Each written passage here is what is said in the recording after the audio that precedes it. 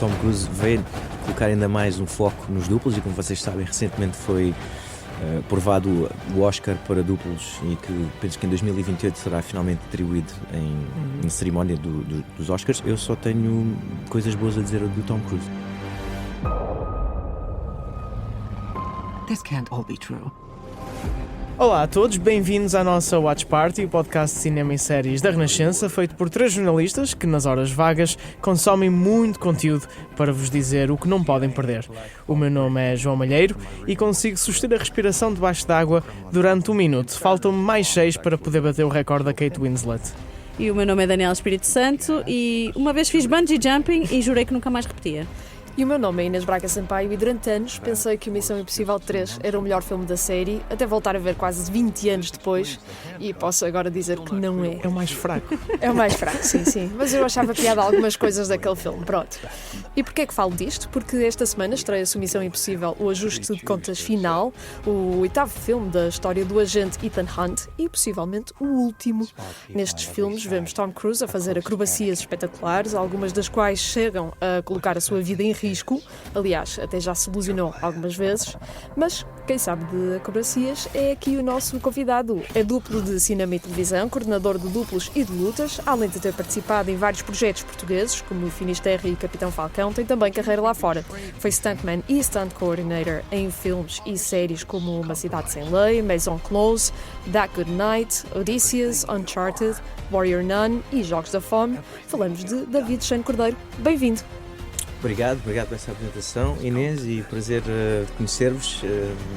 Fico lisonjeado de estar aqui a falar de cinema com, obviamente, 3 cinéfilos e que gostam de cinema de ação, o que é raro hoje em dia. Nós gostamos. Tu estás com um chapéu também do The Meter, que também foi outro filme que tu fizeste. E exatamente, Voyage, a última viagem de The Meter, assim. que era sobre a história do Drácula que viaja lá da Transilvânia para Londres. Então nós tivemos, esse projeto por acaso foi muito divertido porque eu tive 2 meses e meio a trabalhar e também era duplo lá agora já posso dizer que o filme já saiu, era duplo do cozinheiro. Certamente o cozinheiro tenta fugir desse barco e depois pronto, é morto lá pelo vampiro. Eu era duplo desse ator, que nós éramos muito semelhantes fisicamente, e também trabalhei como rigger. Para quem não sabe, o rigger é a pessoa responsável por montar os cabos que fazem as situações de levitação em que as pessoas estão suspensas no ar. Então essa foi primeiramente a minha função nesse trabalho. Matam-te muitas vezes? Quase sempre, como duplo, o meu trabalho é sempre morrer ou apanhar a pancada de alguém. Sim. O David está aqui para nos abrir a cortina para o mundo das acrobacias em filmes e dar algumas luzes sobre como é que o Tom Cruise fez todas aquelas loucuras. Mas olhem que hoje nós também vamos ser acrobatas, porque este episódio do Watch Party é um pouco diferente do habitual. Esta semana também entrevistámos a Isabela Merced, atriz que faz de Dina em The Last of Us, uma das séries do ano que já falámos noutro episódio do Watch Party. Por isso, em vez das habituais novidades, vamos mostrar-vos a entrevista conduzida pela Inês. Olá Isabela, espero que estejas bem. Sei que são muitas entrevistas de uma vez. Não há problema. As primeiras são uma espécie de aquecimento e de repente fica mais fácil. Vocês estão na crista do ponto ideal, porque ainda têm energia. Ainda bem, vamos a isso então. A Dina chegou na 2ª temporada de The Last of Us. É uma nova personagem, mas já é muito importante para a narrativa. E o que te atraiu em The Last of Us e em concreto na tua personagem? Até fui eu que fui atraída para a série. Foi um pedido aleatório do Craig e do Neil para se reunirem comigo. Eles não me disseram para quê, nem para quem, só disseram: queremos encontrar-nos contigo. E eu pensei, bem, provavelmente é The Last of Us. Dediquei-me logo a isso.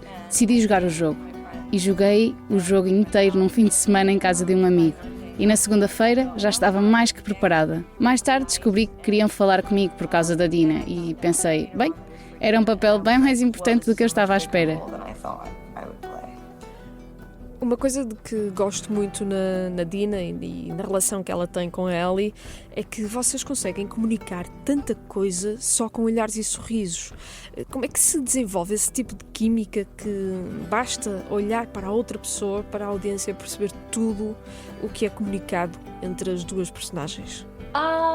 That's so sweet. Isso é tão querido. Sinceramente, acho que a Bella e eu sempre tivemos esse tipo de energia uma com a outra.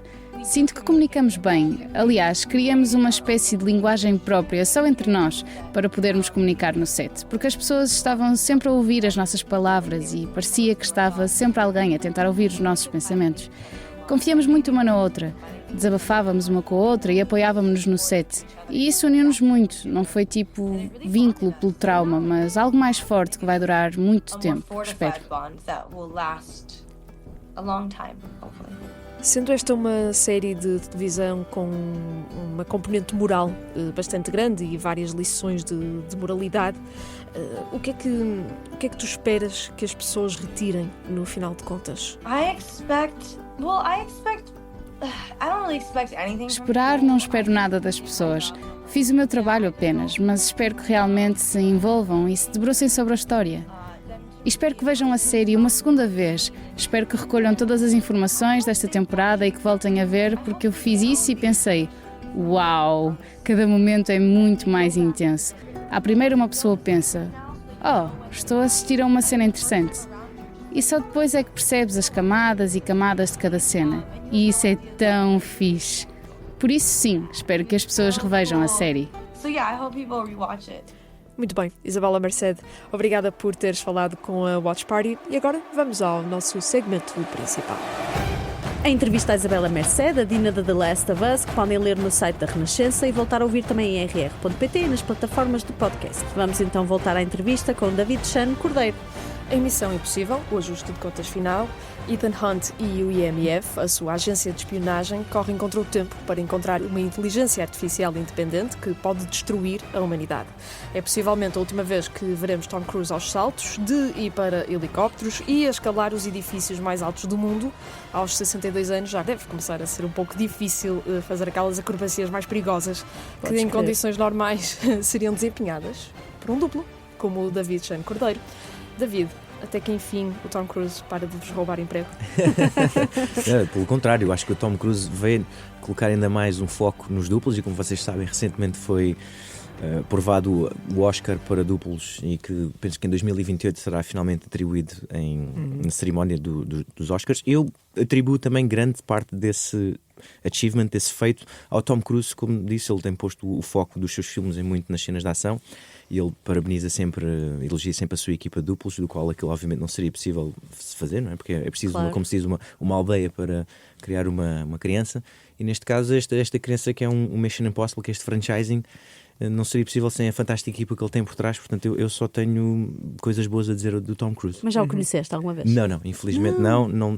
Já tive a oportunidade de trabalhar e tenho amigos que trabalharam já com ele e toda a gente diz mundos e fundos e coisas positivas do Tom, porque ele é uma pessoa bastante intensa de se trabalhar, ele é muito profissional. Aliás, vocês veem pela entrevista dele, ele não faz nada por menos, portanto, ele quando se entrega. E tive a oportunidade de falar inclusive com a equipa que foi responsável no filme em que ele até se lesionou. Lembram-se que ele partiu o tornozelo? Sim, foi num salto de um prédio para o outro. Exato, foi o sexto.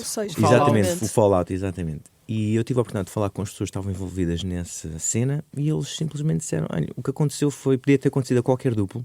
Portanto, o Tom Cruise foi super low profile, não fez daquilo um alarido. Ele assumiu as consequências e essa é a atitude que deves ter enquanto duplo, sabes que não é um risco. Não despediu ninguém.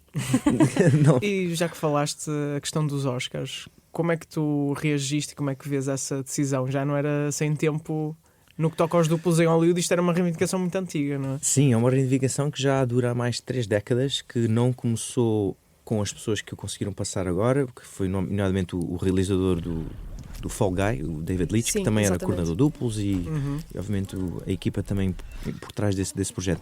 Esse filme também terá sido importante para essa luta. Eu diria que esse foi o tipping point, foi o que conseguiu empurrar, porque a luta já estava muito encaminhada, mas estava em águas de bacalhau. E o Fall Guy veio a trazer à tona novamente esse assunto e teve uma campanha fantástica por trás. Aliás, o Ryan Gosling fez um excelente trabalho a promover o trabalho dos duplos. Então acho que isso deu aquele empurrão que era preciso para a Academia finalmente ponderar e aceitar essa categoria. Agora, eu fiquei obviamente muito agradado em resposta à tua pergunta, João. Confesso que já estava à espera, senti que era uma questão de anos, porque as pessoas hoje em dia... O espectador hoje é muito mais inteligente e aware, digamos, naquela falta da palavra. Eles já sabem que existem duplos, obviamente, por trás. Toda a gente vê os making-offs.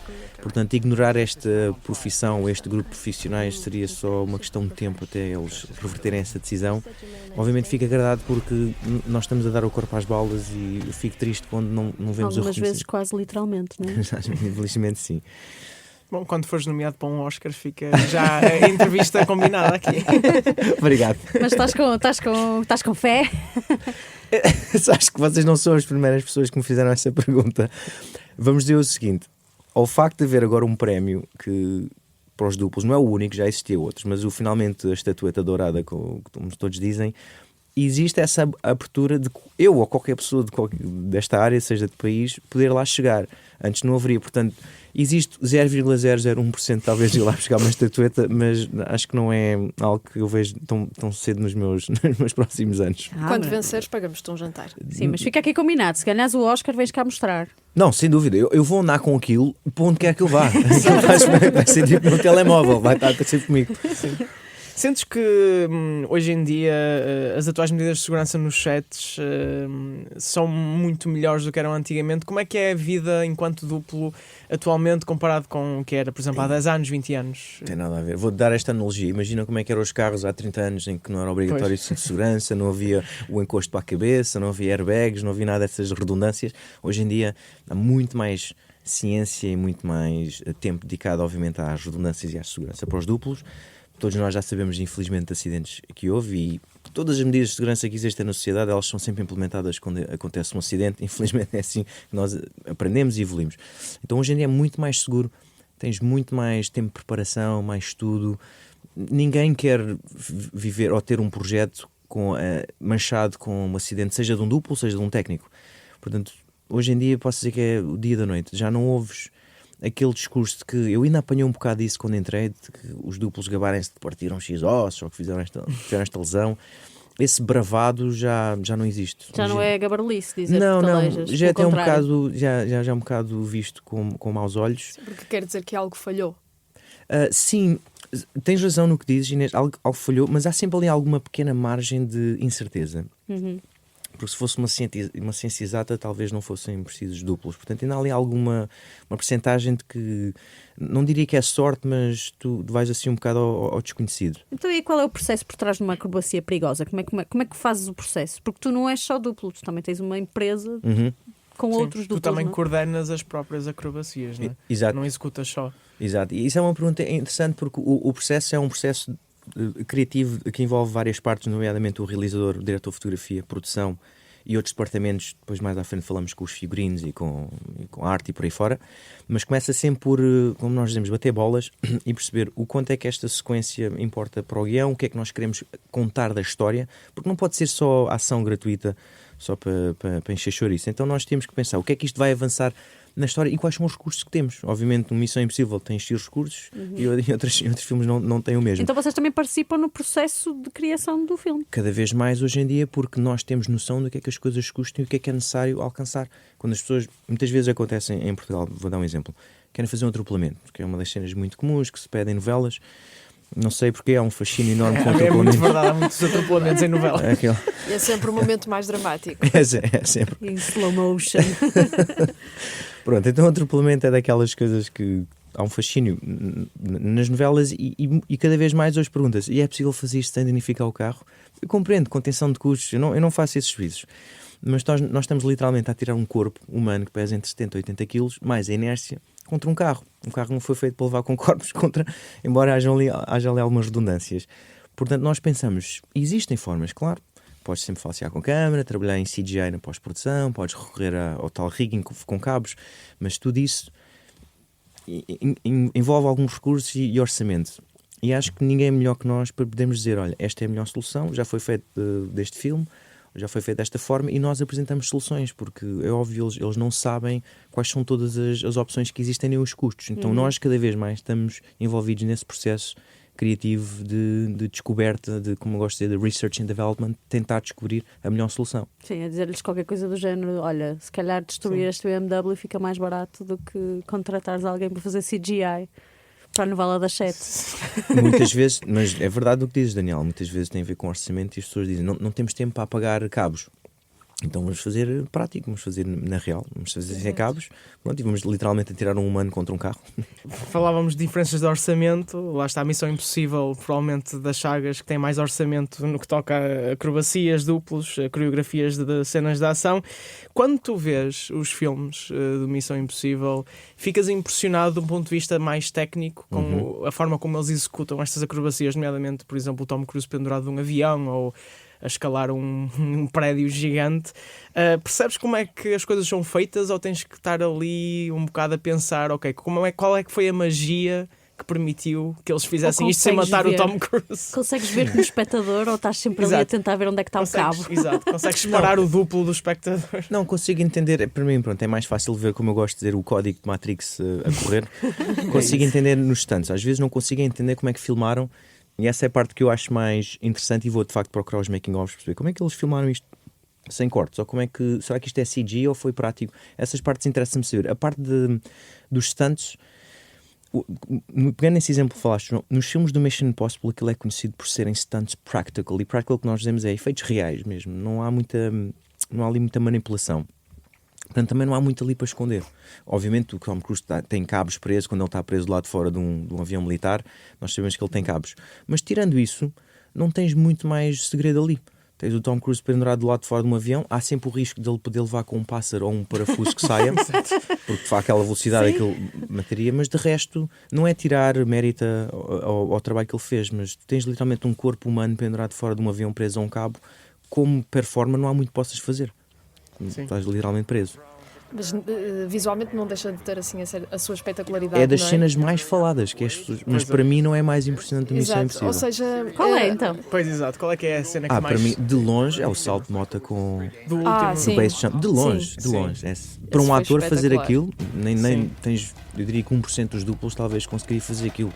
Não, aquilo está noutro nível. É de longe, para mim, onde ele mais arriscou a sua vida, eu diria que foi ele. E lá está, é um salto que se tu vês os bastidores e vês o filme, o que mudou a nível de efeitos especiais foi só o background da cena, ou seja, mudaram o aspecto do local, mas ele de facto atirou-se num precipício e caiu aquilo tudo. Eu até sugiro às pessoas que estão a ouvir esta entrevista, vejam esse salto e não prestem atenção ao salto do Tom Cruise, que é fantástico, todos nós já vimos. Prestem atenção na reação do realizador. Sim. Ele, Vejam como é que ele está. o coração dele parou. Não, e há ali um pormenor, porque eles têm uma expressão em inglês que eles dizem I see a shoot, né? Que eles conseguem ver obviamente o paraquedas. E tu vês a primeira pessoa a bater nos ombros do realizador e diz I see a shoot, e o realizador ainda não fez um snap out. Ele ainda está na cena a pensar, meu Deus, será que ele está vivo? Será que ele caiu? Será que matei o Tom Cruise? Yeah.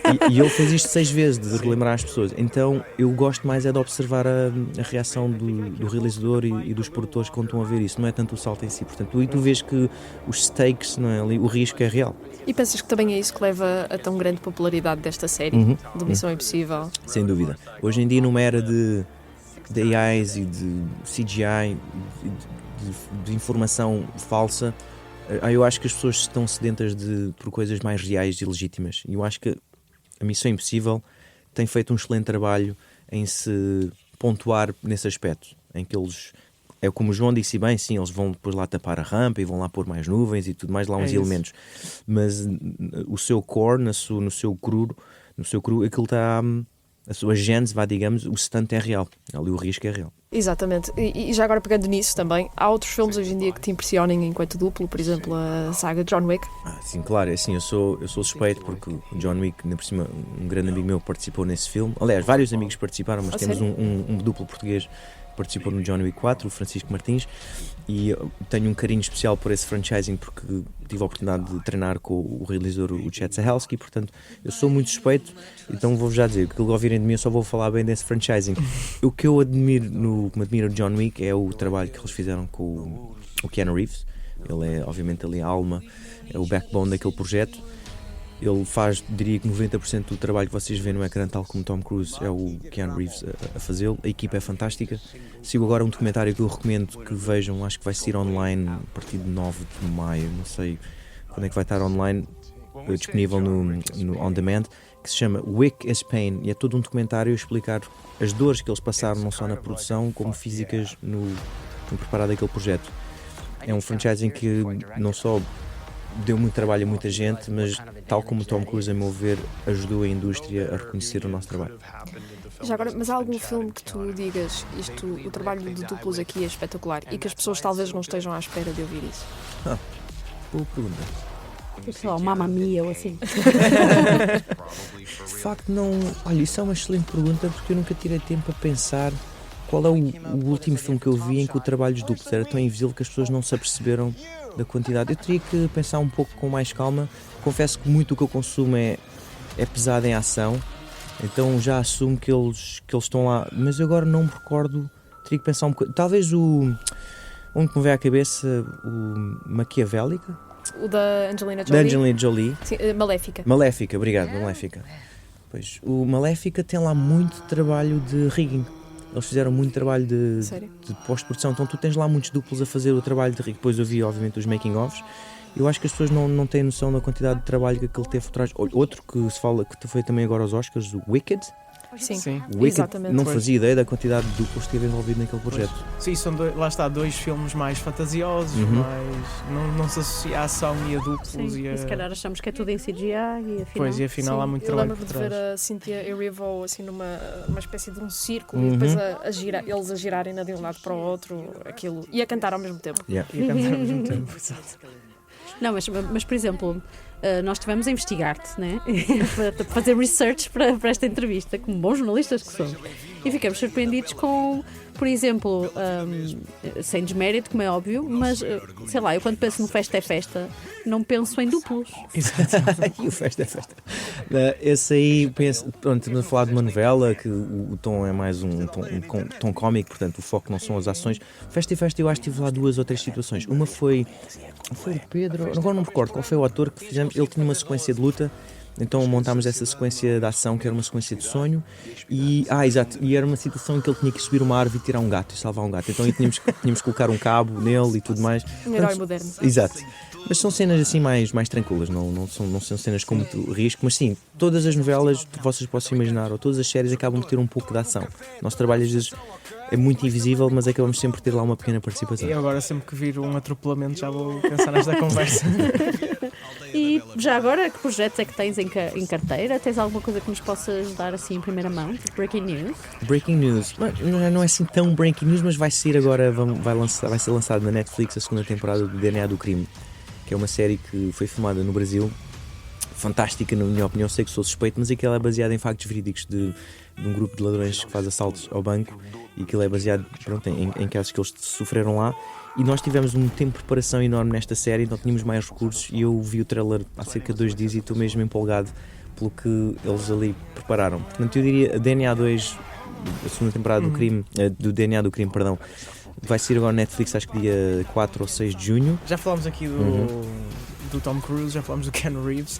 Perguntava-te se há alguma figura, outra figura que te inspire, que tenha inspirado quando eras mais novo, se há algum filme ou figura que te fez pensar, é isto que eu quero fazer. Sem dúvida. Quero levar pancada, apanhar tiros, etc. Sem dúvida. Não, o Jackie Chan será para sempre, para mim, eu estava à espera mentor. que te dissesse isso. Não tem como falar duplos e não falar do Jackie Chan, que é o grande mentor. Já o conheceste? Não, infelizmente não, eu não tive a oportunidade de conhecer. Temos que arranjar maneira de para o lado do Jackie Chan. Não, eu sou sempre aquela pessoa que conhece as pessoas que o conheceram, mas ainda não me cruzei com eles. Ainda não. Umas cunhas. 6 degrees of separation. Isso. Adorava, obviamente, conhecê-lo. É uma pessoa que tem um grande peso ainda hoje na minha vida. Ainda recorro muito aos filmes dele para estudar e para me motivar. Eu diria que o Jackie influenciou 99% das pessoas que trabalham nesta indústria. Ele foi um outlier, foi uma pessoa que quebrou barreiras, ainda por cima veio de uma infância bastante pobre. Portanto, acho que o que ele fez foi mesmo único, e ele influenciou gerações, por exemplo, não só a minha, mas a geração anterior, e nas gerações hoje em dia que vão poder ver o novo Karate Kid. Tenho certeza que vão poder sentir aquilo que eu sentia em 85, quando era criança e vi o primeiro filme do Jackie, e senti, uau, ele é fantástico. Ou seja, não só ele me faz rir, mas faz-me sentir que estas coisas que nós achávamos que era só para super-heróis, afinal são possíveis. O Jackie Chan arriscou a vida a fazer algumas acrobacias que eu nunca vi mais ninguém a fazer. Não. Mais E que ninguém. hoje em dia seria Uma impensável loucura. permitir que isso Ninguém acontecesse. deixava. Eram outros tempos, obviamente, era outro Nenhum contexto. seguro. Sim. Não. Deixava Nenhum que seguro isso deixava acontecesse. aquilo, exato. Que conselhos é que tu darias a um miúdo que está agora Um a miúdo ver ou uma miúda? ou uma miúda que Sim. está a ver o Mission Impossible 8? É o 8? É o 8. Sim. O 8. 8. E decidiu, olha, é isto, eu quero ser stuntman. Quero morrer muitas vezes. Quero morrer muitas vezes. Olha, para- Voltarei no Hollywood. Para a nova geração, eu diria que a fórmula não mudou muito do que era quando eu comecei. Mudou foi talvez o caminho, a forma como lá chegas, mas os princípios basilares continuam a ser o mesmo. Tu tens de ser excepcional em alguma área ou várias áreas. Tu tens de ser excepcionalmente fisicamente bom. Vais ver que muitos destes duplos foram ex-atletas de alta competição, ou trampolins, ou fizeram artes marciais, ou vieram, pronto, todos eles foram excepcionais na sua área. Segundo, tens de ter uma humildade e um copo vazio enorme, porque tu vais estar rodeado de pessoas substancialmente mais talentosas que tu. Portanto, o teu ego todos os dias vai levar uma pancada, tu sabes que não és melhor em nada. Vais lidar com muita recusa, vais levar muitos nãos ao longo da tua vida, portanto o teu ego tem que estar preparado para isso e tens de estar preparado para investir não só tempo, mas dinheiro, porque, sejamos sinceros, se estiveres aqui a trabalhar ou a estudar para seres duplo em Portugal ou a formar-te, ninguém vai procurar-te aqui, porque Portugal não tem expressão nenhuma na comunidade, infelizmente, somos muito poucos. Portanto, tu vais ter que procurar isso e encontrar as pessoas certas que podem apontar para o caminho certo, o tal networking, como se fala muito. Então, o que eu digo sempre é, ser excepcional numa área, mantém-te humilde, mantém-se sedento e procura as pessoas certas que podem levar para o caminho certo. Também há aqui uma pequena área de sorte. Imaginem, tu teres um físico semelhante ao do Keanu Reeves ou Tom Cruise, abre portas, ou o duplo do ator que faz Thor, do Chris Hemsworth, está no sítio certo, à hora certa. Portanto, há aqui uma pequena percentagem de sorte que tu não controlas e que aí não há volta a dar. As coisas são como são. Ou teres um irmão muito parecido contigo, como o Eric Christian Olsen, e o seu duplo. Exatamente. Portanto, é aceitar que, vou usar esta analogia, tenho certeza que todos os jogadores de futebol cresceram querendo ser o Ronaldo. Mas às vezes não está nas cartas para ser para todos. Não quer dizer que não sejas um jogador fenomenal e não tens uma carreira de sucesso. Mas aceita que há muitas coisas que tu não controlas. Muito bem. E com esta, acho que ficamos muito bem aqui. David, muito obrigada pela tua partilha e pela tua participação nesta nossa Watch Party. Vamos ficar atentos ao teu trabalho e vamos esperar não ver o teu trabalho no cinema. Obrigado, Daniel. Mas ainda não te vamos deixar ir embora. Também tens de fazer uma acrobacia para nós, recomendar um filme ou uma série em 30 segundos, quase como desarmar uma bomba relógio. Ok. E nós cronometramos. E nós Ok, cronometramos. está bem. Tens a sugestão pronta? Já tenho a sugestão podes pronta. falar. Ok. O filme que eu recomendo, que tropecei nisto há uns dias, chama-se Havoc. É um novo filme do Tom Hardy, está na Netflix. Também coordenado por um excelente coordenador de duplos que fez também uma série que vocês devem conhecer, que é o Gangs of London. Portanto, o nível de violência é extremamente gráfico, vou já avisar para quem não gosta desse tipo de filme, não veja, não é para verem com crianças, mas é bem cru, bem violento, as cenas de ação estão muito bem realizadas, a fotografia está fantástica, é um filme que eu recomendo se quiserem, se têm uma hora e meia para gastar e não te apetece pensar muito, é o filme que eu recomendo. Em 30 segundos, 30 exatamente, segundos senhor. certinho. Está na Netflix, não é? Correto. Tom Hardy. Obrigada mais uma vez ao David Chan Cordeiro. Do nosso lado, recomendamos que todos aproveitem para ir ao cinema este fim de semana para ver o novo e talvez o último filme da saga Missão Impossível. É o grande blockbuster dos próximos tempos. No próximo episódio, mais um convidado para falar de cinema e televisão. Marquem no vosso calendário, temos uma nova Watch Party todas as semanas, às quintas-feiras. Até lá, podem ouvir este e outros episódios em todas as plataformas de podcast e no site da Renascença em rr.pt. Este podcast tem sonorização de Paulo Teixeira e José Luís Moreira, ilustração de Rodrigo Machado e apoio à produção de Lara Castro. One last time.